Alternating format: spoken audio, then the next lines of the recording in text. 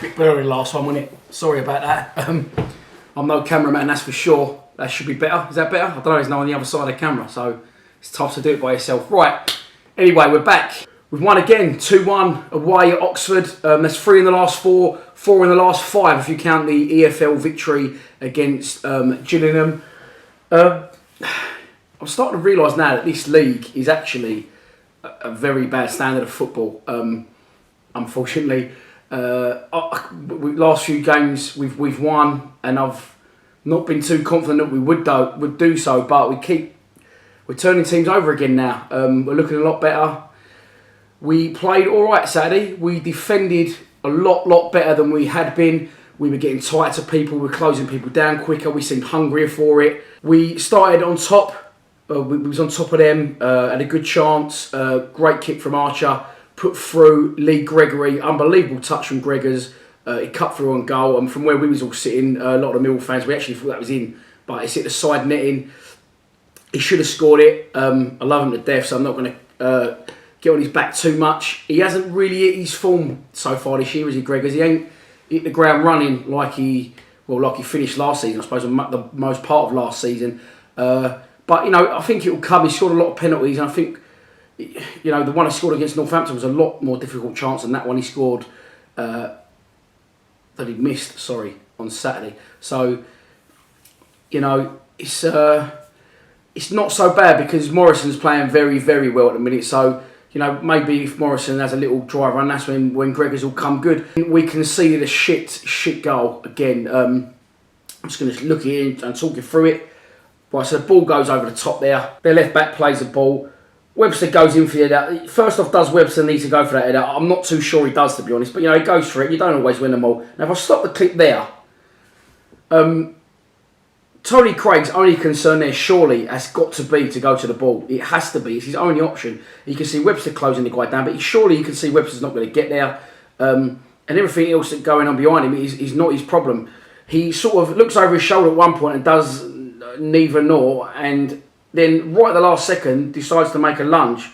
At which point, from when the guys picked the ball up, Tony Craig has only moved about a yard. I just can't work it out. Now, eventually he slides in. It's far too late at that point. Now, I'm going to shift it across from Tony Craig now. You know, Webster should have won the header. Craig should have gone out and closed the guy quicker. But now if you cut the thing there, Shane Fergie can see Webster's gone to the ball. He can see Craig's attempting to get the ball. He can surely see Ben Thompson there on his left shoulder. Why is he ball watching? For me, his only concern there has got to be to mark the player who walks in behind him. Good night, Vienna, 1-0 Oxford. It's a shit goal. We've been conceding a lot of shit goals like that. But, you know, let's not dwell on it. We did defend a lot better Saturday. And that was our one shit point, I thought. Team selection, again, you know, people won't be playing. And brushing on the Aidan O'Brien tweet that some of you might saw up at half time. I did criticise Aidan O'Brien, but it wasn't meant to criticise him in that way. What I meant was Aidan O'Brien looked, one, very much out of position, and it showed, which he was, because he's not a left midfielder, he never has been. And also, the second point I made is he looked very unfit. Now, both them were 100% true, but I do not blame Aidan O'Brien in the slightest for that. I blame the manager for, one, playing him out of position when he shouldn't be, and for two, bringing him back when he clearly isn't fit. We missed. You know, he was out for a while, and we did miss him because he does score a goal, as he proved against Saturday. But, you know, he's been rushed back in. You could see he wasn't fit, Aidan. That's why I think he got taken off after about an hour. Maybe not even been an hour. You know, accommodating players. I can see why he wants to accommodate Aidan, because Aidan scores goals. He does. I can't work out his position. I still think his best position would be as an old-fashioned, like Gazza used to play, the free roll in behind the front two. You ain't got to do too much work, but you've got to unlock the defences, which he can do. He's not a winger, and at the minute he's too inexperienced and raw to be an out-and-out centre-forward. He's not hungry enough for that either, in my opinion.